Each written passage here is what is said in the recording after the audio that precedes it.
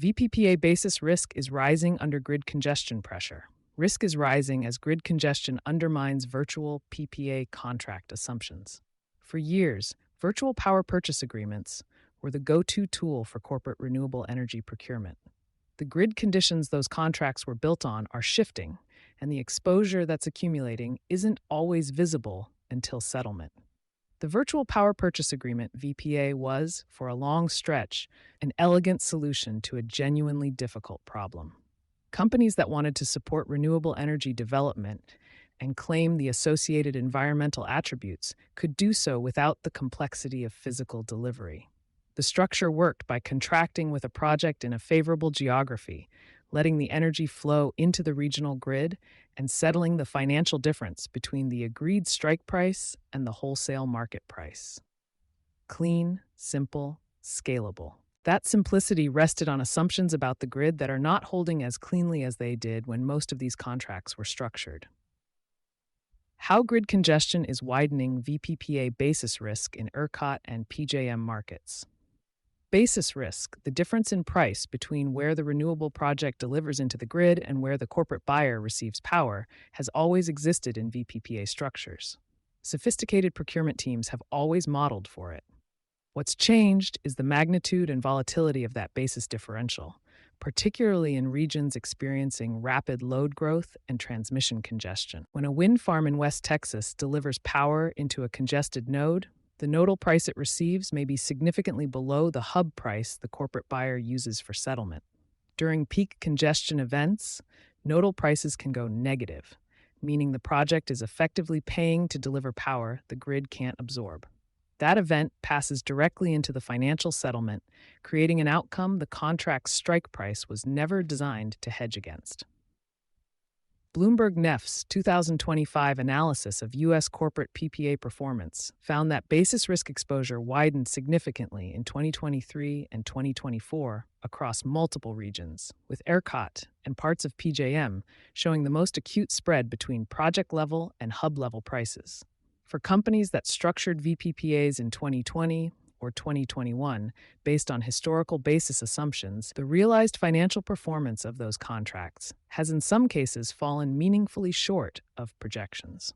Why interconnection queue delays are undermining VPPA additionality claims. Beyond financial performance, the additionality argument for VPPAs, the claim that the corporate contract is directly enabling new renewable capacity to be built, is becoming more complicated in a constrained grid environment.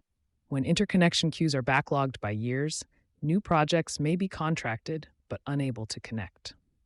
A VPPA tied to a project that spends 3 years in the interconnection queue before it can deliver power isn't generating the additionality its corporate buyer is claiming in the interim. Sustainability reporting frameworks that treat VPPA-backed RECs as equivalent to delivered renewable power are creating disclosure risk that regulators and investors are starting to examine more closely. FERC Order 2023, which mandated reforms to the interconnection process, was partly motivated by exactly this dynamic. The recognition that the gap between contracted renewable capacity and deliverable renewable capacity was becoming a credibility problem for clean energy markets broadly.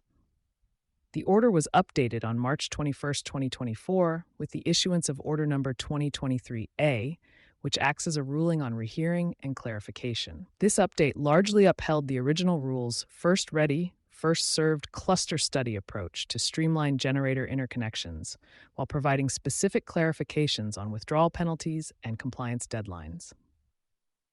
How to structure corporate renewable energy contracts for current grid conditions.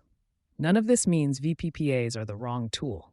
It means they need to be structured for current grid conditions, rather than selected based on the relative ease with which they've historically been executed. Procurement teams rethinking their approach are doing a few things differently. Some are shifting toward physical PPAs in markets where delivery infrastructure is more reliable, accepting added complexity in exchange for eliminating basis exposure. Others are building multi-project, multi-node portfolios rather than concentrating VPPA exposure in a single project or region, which distributes the basis risk geographically. A smaller but growing segment is incorporating on-site and behind-the-meter generation into the mix, creating a baseline of physical energy delivery whose financial performance doesn't depend on grid conditions at all. The questions that used to be optional are now the baseline for responsible energy contracting. Where does this project deliver? What has nodal pricing looked like at that delivery point over the past 3 years? What is the interconnection queue status? How does this contract perform if basis widens significantly? Asking those questions before the contract is signed is meaningfully cheaper than discovering the answers during settlement. You've been listening to Sustainability Soundbites by Environment and Energy Leader. For partnership opportunities, please reach out to our team.